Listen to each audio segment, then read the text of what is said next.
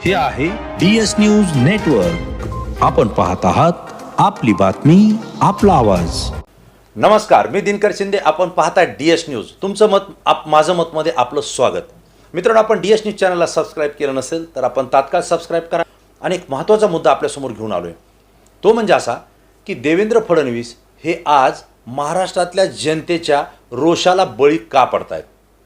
कारण असं आहे मित्रांनो की देवेंद्र फडणवीस हे भारतीय जनता पार्टीचा महाराष्ट्रातला एक चेहरा आहे आणि देवेंद्र फडणवीस यांच्या चेहऱ्यावर महाराष्ट्रातल्या मागच्या काळातल्या निवडणुका हे भाजपनं लढलेल्या आहेत.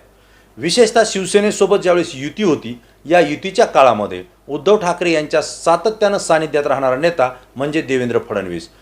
शिवसेना आणि भाजप ही युती एकत्र ठेवण्याचा, घट्ट ठेवण्याचा आणि विचारविनिमय करून अनेक जे काही मुद्दे एकमेकांच्या मनात असतील नसतील, समज गैरसमज असतील, हे निपटून काढण्याचं काम हे देवेंद्र फडणवीस यांनी प्राधान्यानं त्या काळामध्ये केलं होतं.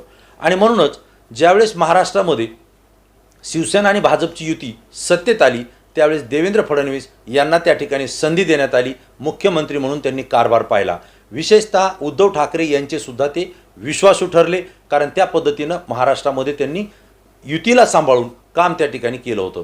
त्यासोबतच भारतीय जनता पार्टीचे वरिष्ठ नेते आणि राष्ट्रीय कार्यकारिणी यांच्याही पसंतीला देवेंद्र फडणवीस उतरले होते आणि विशेषतः नागपूरच्या संघ परिवाराच्या सुद्धा विश्वासाला पात्र राहिलेले देवेंद्र फडणवीस हे एकमेव मुख्यमंत्री होते. मित्रांनो, देवेंद्र फडणवीस जर भारतीय जनता पार्टीचे एवढे विश्वासू नेते आणि त्या पद्धतीने त्यांच्यावर विश्वासही टाकण्यात आला आणि त्यांनी महाराष्ट्रामध्ये कामही पाहिलं, परंतु आज मात्र ते महाराष्ट्रातल्या जनतेच्या रोषाचे बळी ठरत आहेत. काय कारण आहे याचं? एक म्हणजे ज्यावेळेस दुसऱ्यांदा महाराष्ट्रामध्ये निवडणुका झाल्या विधानसभेच्या आणि युतीच्या काळामध्ये, ज्यावेळेस देवेंद्र फडणवीस यांचं आणि उद्धव ठाकरेंचं बिनसलं, कारण देवेंद्र फडणवीस यांच्या महत्त्वाकांक्षा ह्या सत्तेत आल्यानंतर उघडकीस आल्या आणि अनेक त्यांचे मनसुबे पुढे आहेत हे उद्धव ठाकरे यांनी ओळखलं आणि त्यानंतर त्यांनी सावधगिरीनं पाऊल टाकायला सुरुवात केली. मागच्या विधानसभेच्या निवडणुकीमध्ये भारतीय जनता पार्टीपासून शिवसेना ही दुरावली होती. कदाचित शिवसेनेनं दसरा मेळावा घेऊन भारतीय जनता पार्टीवर एक आरोपही केले होते आणि गेल्या 25 वर्ष आम्ही भारतीय जनता पार्टीसोबत युती करून सडलो आहोत, अशी सुद्धा प्रतिक्रिया उद्धव ठाकरे यांनी दिली होती. त्याचं कारण होतं देवेंद्र फडणवीस आणि त्यांच्या अति वाढलेल्या महत्त्वाकांक्षा. मित्रांनो, यानंतर सुद्धा देश पातळीवरच्या भाजपच्या नेत्यांनी शिवसेनेशी संबंध साधले. महाराष्ट्रातले काही नेते आहेत त्यांनी सुद्धा शिवसेनेशी संपर्क साधला आणि आपण एकत्रित लढू, म्हणजे आपल्या जागा येतील, तुम्हालाही काही आम्ही संधी देऊ, अशा पद्धतीनं त्या ठिकाणी बैठका झाल्या. विशेषतः अमित शहा यांनी उद्धव ठाकरे यांची मातोश्रीवर येऊन बैठक घेतली. बंद दाराआड त्यांची चर्चाही झाली आणि शिवसेना आणि भाजपा दोघांनाही समसमान वाट्यामध्ये सत्तेमध्ये स्थान दिलं जाईल असंही त्यांचं ठरलं, असं कित्येक वेळा उद्धव ठाकरे यांनी स्पष्ट सांगितलेलं आहे. ज्या अर्थी दोघांचंही सारखं सत्तेमध्ये हिस्सा ठरला, त्यानंतर युती झाली. युतीमध्ये पुन्हा निवडणुका लढल्या गेल्या आणि यावेळेस मात्र देवेंद्र फडणवीस यांनी चाल खेळली. भारतीय जनता पार्टीनं त्या ठिकाणी स्वतःच्या जागा जास्तीत जास्त निवडून आणण्याचा प्रयत्न केला. तो त्यांचा अधिकार होताच, परंतु मित्रपक्ष असलेल्या शिवसेनेच्या अधिकाधिक जागा पराभूत कशा करता येतील यासाठी सुद्धा आडाखे बांधले आणि तसा प्रयत्न त्यांनी केला. शिवसेनेच्या अनेक जागा, अनेक उमेदवार त्या ठिकाणी पाडण्याचं कामसुद्धा भाजपच्या या नेत्यांनी केलं, असं वेळोवेळी उद्धव ठाकरे आणि त्यांच्या शिवसेनेच्या नेत्यांनी स्पष्टपणे आरोप केलेले. त्याला कधीही खंडन भाजपच्या नेत्यांनी अद्याप केलेलं नाही. मित्रांनो, याच कारणामुळं ज्यावेळेस निवडणुकीचा निकाल लागला, भाजप 106 आमदार घेऊन विजयी झाली. शिवसेनासुद्धा मोठ्या संख्येनं त्या ठिकाणी विजयी झाली आणि महाराष्ट्रामध्ये काँग्रेस राष्ट्रवादी या दोघांच्या आघाडीला सत्तेत येण्यासाठी मतं कमी होती. ही ज्यावेळेस लक्षात आलं त्यावेळेस देवेंद्र फडणवीस यांनी आपल्या महत्त्वाकांक्षा बाहेर काढल्या आणि शिवसेनेला आपल्याशिवाय पर्याय नाही अशा पद्धतीनं ते वागले. मुख्यमंत्री हा भाजपचाच होईल, 5 वर्ष होईल आणि तो मीच राहील, अशा पद्धतीनं त्यांनी स्टेटमेंट केले. यासोबतच मी पुन्हा येईल हे वाक्य त्यांचं महाराष्ट्रात सातत्यानं गाजलं.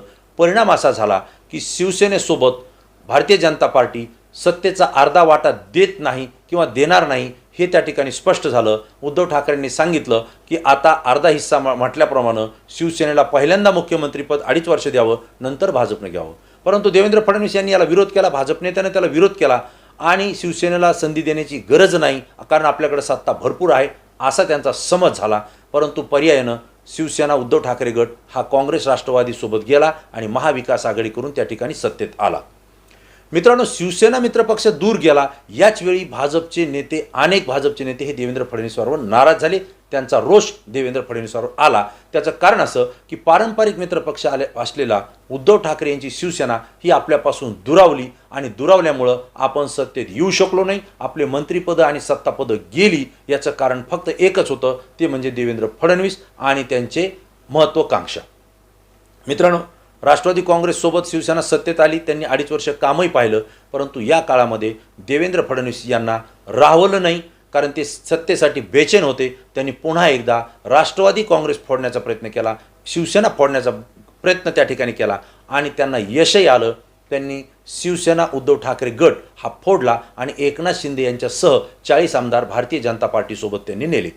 या ठिकाणी आणखीन देवेंद्र फडणवीस यांच्यावर जनतेचा रोष वाढला. त्याचं कारण असं होतं की महाविकास आघाडीची सत्ता त्या ठिकाणी स्थापन झाली. शिवसेनेचे उद्धव ठाकरे चांगलं काम करत होते, त्यांची लोकप्रियता चांगली होती. अशाच वेळी हे सरकार पाडण्याचं काम देवेंद्र फडणवीस यांनी केलं. यामुळे एक रोष वाढला आणि दुसरं, शिवसेनासारखा मराठी माणसांचा पक्ष, मराठी माणसासाठी काम करणारा पक्ष, हिंदुत्वासाठी काम करणारा पक्ष हा देवेंद्र फडणवीस यांनी फोडला आणि उद्धव ठाकरेला त्या ठिकाणी त्रास देऊन सत्ता स्वतः एकनाथ शिंदे सोबत स्थापन केली. यामुळे शिवसैनिक आणि सामान्य नागरिक हा देवेंद्र फडणवीस यांच्यावर रोष व्यक्त करत होता.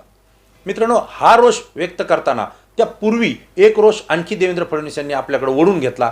तो म्हणजे ज्यावेळेस उद्धव ठाकरे, राष्ट्रवादी काँग्रेस आणि काँग्रेस हे सत्तेत येण्याच्या हालचाली सुरू होत्या, त्याचवेळी रातोरात देवेंद्र फडणवीस यांनी खेळी केली आणि राष्ट्रवादी काँग्रेसला फोडून अजित पवार यांच्यासोबत उपमुख्यमंत्री त्यांना पद देऊन शपथविधी उरकून घेतला आणि स्वतः मुख्यमंत्री झाले. राष्ट्रवादीला आपल्यासोबत घेतलं. या ठिकाणी पुन्हा 2 गटाचे रोष देवेंद्र फडणवीस यांना स्वीकारावे लागले. एक म्हणजे स्वतःच्याच पक्षातले भारतीय जनता पार्टीच्या की जे राष्ट्रवादीच्या विरोधात लढत होते, त्यांनी राष्ट्रवादीला सत्तेत सोबत घेतलं, हा एक रोष त्यांच्यावर आला. आणि दुसरा राष्ट्रवादी काँग्रेसचा दुसरा रोष आला की आमचा पक्ष फोडून अजित पवारांना देवेंद्र फडणवीस यांनी सोबत घेतलं. हा एक रोष देवेंद्र फडणवीस यांना पुन्हा त्या ठिकाणी स्वीकारावा लागला. परंतु कालांतरानं एकनाथ शिंदे यांना फोडल्यानंतर तो रोष वाढला. सत्ता त्यांनी घेतली, सत्तेतून रोष निघेल किंवा आपण काही योजना राबवू आणि लोकांचा रोष कमी करू या प्रयत्नात देवेंद्र फडणवीस आणि सरकार काम करत होतं. परंतु त्या पुढे आणखी एक प्रकार घडला आणि तो म्हणजे राष्ट्रवादी काँग्रेसमध्ये देवेंद्र फडणवीस आणि भारतीय जनता पार्टीनं उभी फूट पाडली आणि अजित पवारांसह 9 मंत्र्यांना प्रवेश देऊन त्यांनी तात्काळ सत्तेमध्ये प्रवेश देऊन त्यांना मंत्रिपदाची शपथ दिली. अजित पवार दावा करतात की माझ्यासोबत राष्ट्रवादीचे बहुतांश आमदार आहेत. म्हणजे हा एक गट त्यांनी फोडून पुन्हा आपल्यासोबत घेतला आणि राष्ट्रवादीची फूट केली. याही ठिकाणी देवेंद्र फडणवीस यांच्याविषयी राष्ट्रवादी काँग्रेसचे कार्यकर्ते, पदाधिकारी आणि महाराष्ट्रातल्या जनतेचा रोष हा देवेंद्र फडणवीसांवर पुन्हा एकदा आलेला आहे. मित्रांनो, झालंय काय?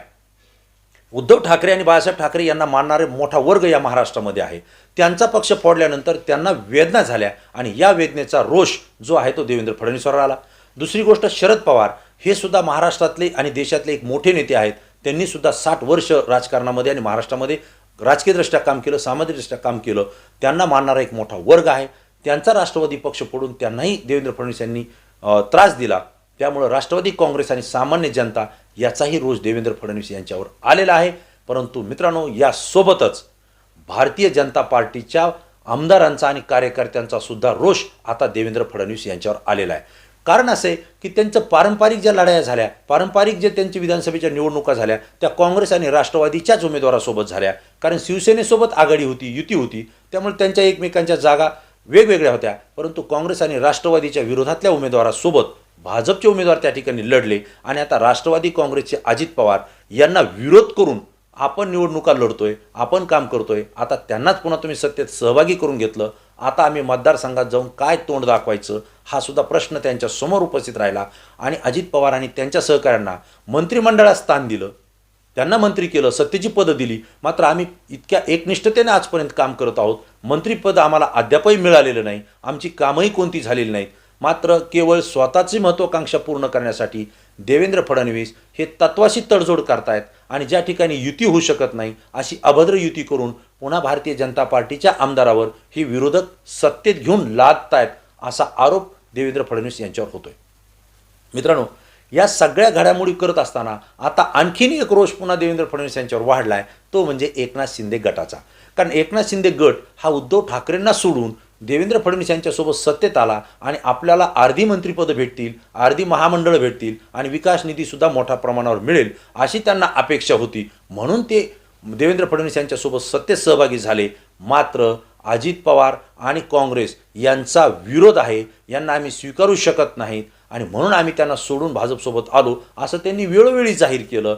अजित पवार आणि राष्ट्रवादी काँग्रेससोबत उद्धव ठाकरे यांनी सत्ता स्थापन केली, हे आम्हाला पटलं नाही. कारण राष्ट्रवादी काँग्रेस हा दुसऱ्याला निधी देत नाही, विकास करत नाही, त्यांची नीती योग्य नाही, अशा पद्धतीचे आरोप करून एकनाथ शिंदे गट हा देवेंद्र फडणवीस यांच्यासोबत भाजपमध्ये सत्तेत सहभागी झाला. मात्र आता अजित पवार आणि गटच सत्तेत आलेला आहे, त्यामुळे एकनाथ शिंदे गटाच्या आमदारांना आता मंत्रिपदं त्या पद्धतीची मिळणार नाहीत, त्या पद्धतीचा दर्जाही त्यांना मान सन्मानही मिळणार नाही, हे त्यांच्या लक्षात आलं आहे आणि म्हणून त्यांचाही रोष आता देवेंद्र फडणवीस यांच्यावर येतो आहे.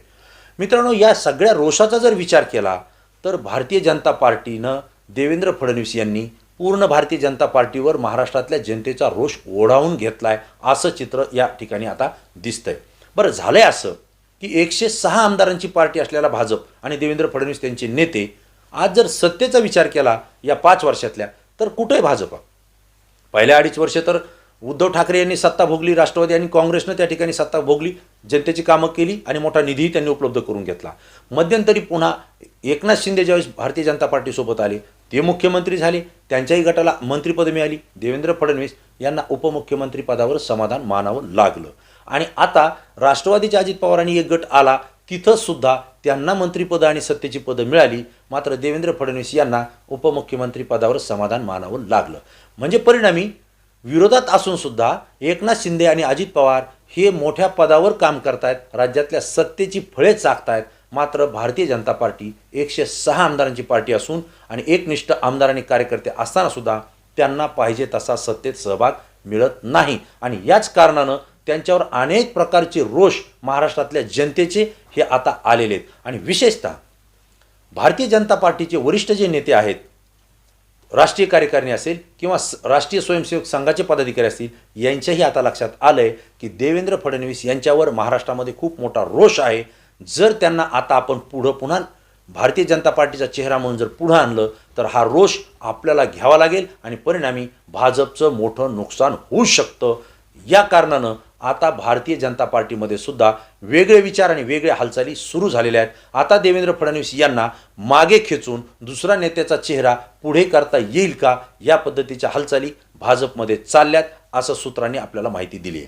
मित्रांनो, हे काही सांगण्याची आपल्याला गरज नाही, आपण जाणते आहोत, आपल्यालाही राजकारण कळतं. कदाचित देवेंद्र फडणवीस यांच्यावर जर महाराष्ट्रातली जनता, वेगवेगळे आमदार आणि पक्षातले कार्यकर्ते नाराज असतील, त्यासोबत विरोधकांच्या पक्षाचा रोषसुद्धा जर त्यांच्यावर असेल आणि त्याचा परिणाम येणाऱ्या निवडणुकीत जर भोगावा लागत असेल, तर अशावेळी त्या उमेदवाराला बाजूला ठेवणं आणि दुसऱ्या नेत्याला पुढं करणं हे कधीही क्रमप्राप्त ठरतं आणि राजकीय पक्ष अशा पद्धतीनं निर्णय घेत असतो. कदाचित देवेंद्र फडणवीस यांनी हा जनतेचा जो रोष घेतला आहे, जनतेच्या रोषाला ते बळी पडलेत, कदाचित त्यांना राजकीय फटकासुद्धा येणाऱ्या काळामध्ये बसू शकतो आणि तो त्यांना सहन करावा लागेल. कारण नरेंद्र मोदी यांची अपेक्षा अशी होती की उद्धव ठाकरे हा शिवसेनेचा गट, पारंपरिक हिंदुत्ववादी गट हा आपल्या सोबत आला पाहिजे, यासाठी आपण प्रयत्न केले पाहिजेत आणि त्यामुळंच त्यांनी सगळ्या विरोधी पक्षाच्या नेत्यांवर भ्रष्टाचाराचे आरोप केले, परिवारवादाचे आरोप केले. परंतु उद्धव ठाकरे यांच्या शिवसेना आणि उद्धव ठाकरे यांच्यावर मात्र त्यांनी आरोप केले नव्हते.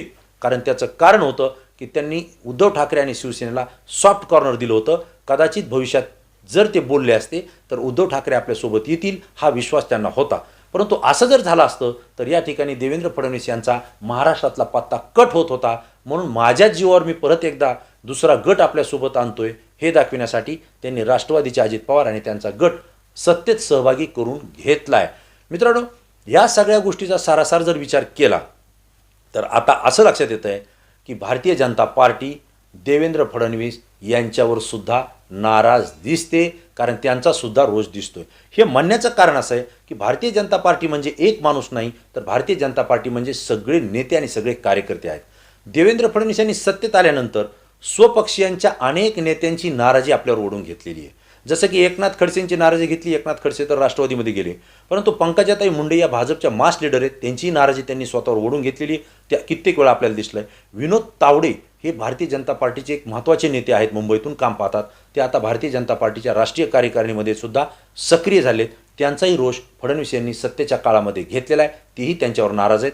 दुसरं सुधीर मुनगंटीवार यांना सुद्धा काही काळ संधी मिळाली नव्हती, परंतु संधी मिळाली. त्यांचा रोष कदाचित देवेंद्र फडणवीस यांच्यावर आता कमी असेल, परंतु प्रदेशाध्यक्ष असलेले बावनकुळे हे मात्र देवेंद्र फडणवीस यांच्यावर नाराज आहेत, कारण त्यांना विधानसभेची उमेदवारी मिळाली नाही, विधान परिषदेची मिळाली नाही आणि सत्ता असताना मंत्रिपदाची सुद्धा त्यांना संधी मिळाली नाही. अखेर त्यांना राष्ट्रीय कार्यकारिणीनं भाजपचं प्रदेशाध्यक्षपद दिलं आणि त्यांची समजूत काढून त्यांना एक स्थान त्या ठिकाणी उपलब्ध करून दिलं.